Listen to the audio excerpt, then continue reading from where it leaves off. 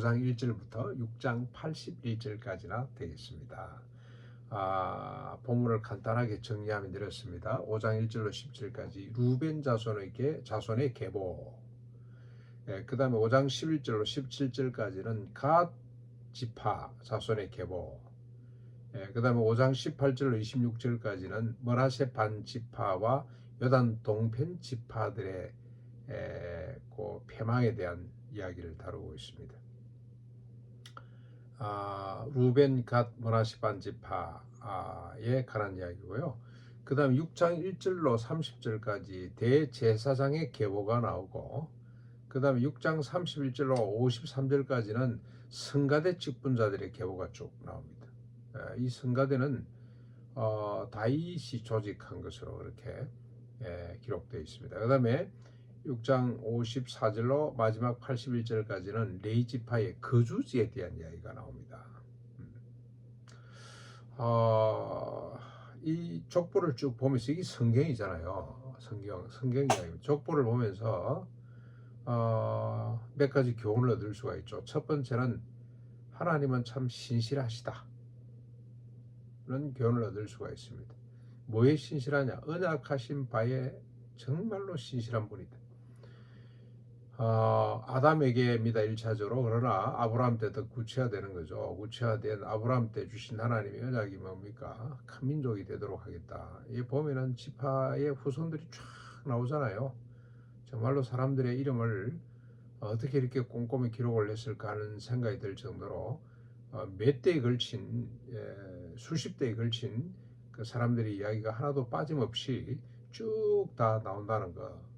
하나님이 얼마나 신실하게 그 백성들을 모래알처럼 많게 하셨다는 거하고, 그 다음에 지역 이름이 쭉 나오잖아요. 하나님이 허락해 주신 땅의 경계와 그리고 그 도시들이 이름이 쭉 나옵니다.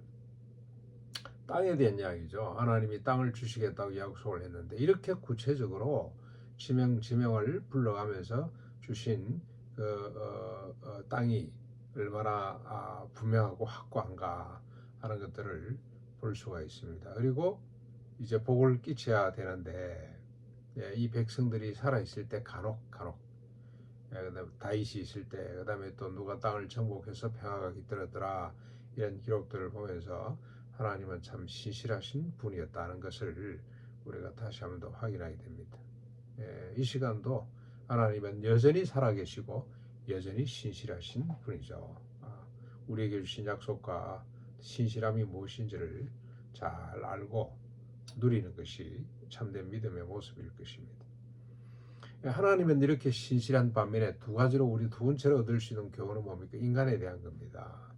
인간은 참 신실하지 못했구나 하는 사실을 또 한 번 우리가 발견하고 고백하지 않을 수가 없습니다. 땅 문제만 봐도 땅이 한쪽으로 왔다 갔다 하다 결국 땅을 다 잃어버리고 없어지는 지파도 있고요. 특별히 레위 지파 사람들에게 하나님께서 천국에 흩어져 살도록 48개 성읍을 주셨습니다만, 나중에 이들이 이스라엘 망할 때쯤 돼서는 땅이 없어서 헤매고 있는 모습들을 보게 됩니다.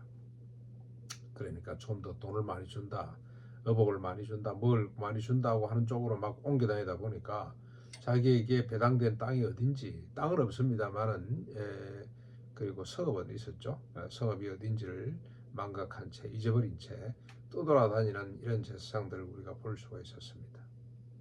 참 인간은 신실하지 못하다, 하나님을 제대로 믿지 못한다. 결국 우리 신약 시대도 그런 모습이 나타납니다. 그들의 신은 배고 그리스도를 등진 사람들의 이름이 나오듯이, 그런 모습이 나오듯이 구약에도 역시 하나님을 저버리고 세상의 신들, 우상들을 음란히 섬기면서 헤매고 있는 모습들을 우리가 이 역사를 통해서 또 다시 보게 됩니다.